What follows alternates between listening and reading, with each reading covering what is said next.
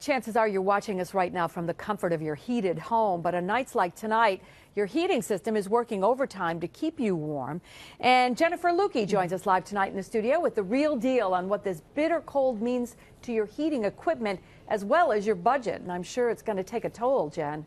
Yeah, Liz. I mean, if you keep your heat at, say, 65 degrees normally, your furnace has to work a lot harder when it gets bitter cold like this just to keep the temperature there. The energy needed to stay warm shoots up, and so does your heating bill, and it can put quite a tax on your furnace, too.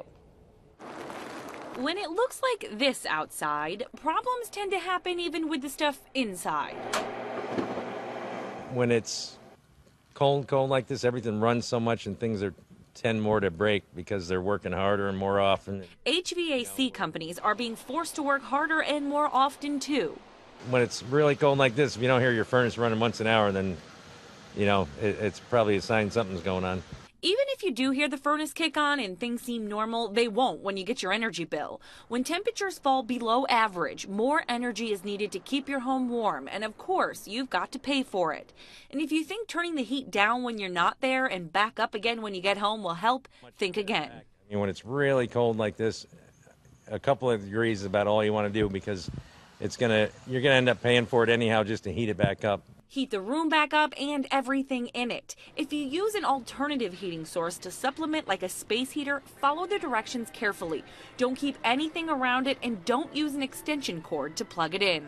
A lot of wood stove companies install stainless steel liners in your chimneys to help prevent chimney fires, and those should be cleaned yearly.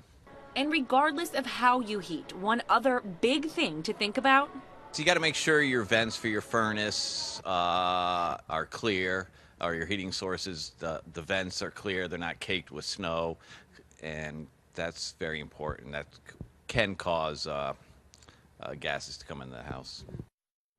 So just like smoke detectors, carbon monoxide detectors are very important to have as well, especially this time of year. You can get them for about $20 at any home improvement store. Liz? Well, I thought it was interesting when you were talking about the thermostat going up and down, because I think a lot of us just don't want to heat our houses either when we're not in them or when we're only in them for a short time. But right. It's still the answer.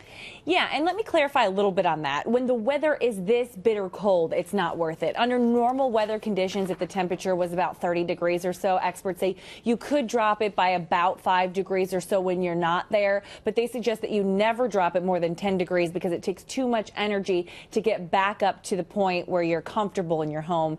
And then you'd lose any savings that you gained by turning it off when you weren't there. Well, that's good information. Thanks very much, Jen.